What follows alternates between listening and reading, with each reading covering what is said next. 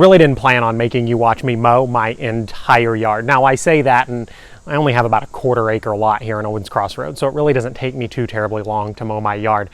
It's really one of the only downsides about the Alabama summer is that I still have to tend to my yard in the heat, the humidity.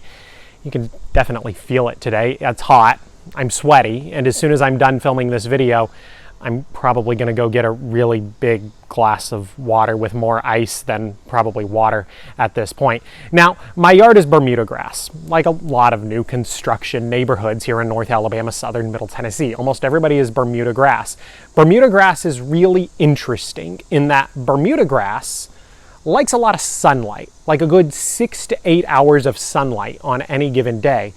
But if it gets all that sunlight and still doesn't get a lot of water, then it's probably going to turn brown, go dormant, or it's going to become really thin and patchy. My backyard is a really good example of this because part of my backyard looks really, really good.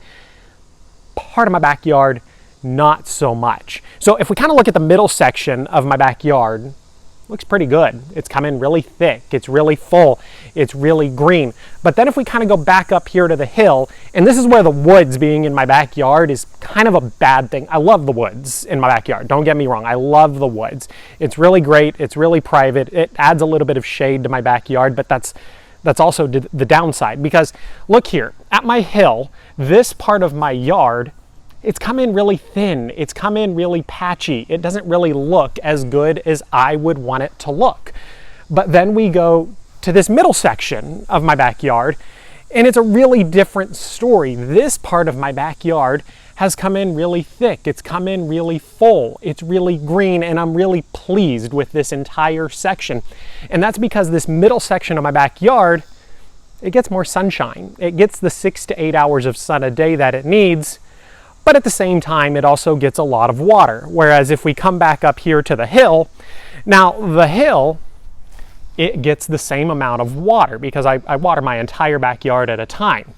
The problem is that the backyard of the hill here, it really only gets probably 3 to 4 hours of sunshine a day. Now, Gator enjoys that because he gets to lay in the shade when he spends a little bit of time outside.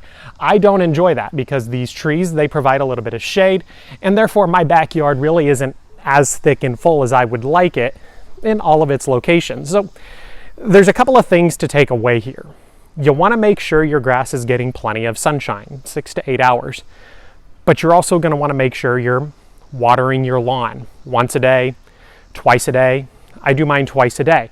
If you water it twice a day and it gets the 6 to 8 hours of sunshine, you're going to have a beautiful lawn. But remember, Bermuda grass is a work in progress. Maybe a couple of years down the road, I'll be 100% satisfied with mine.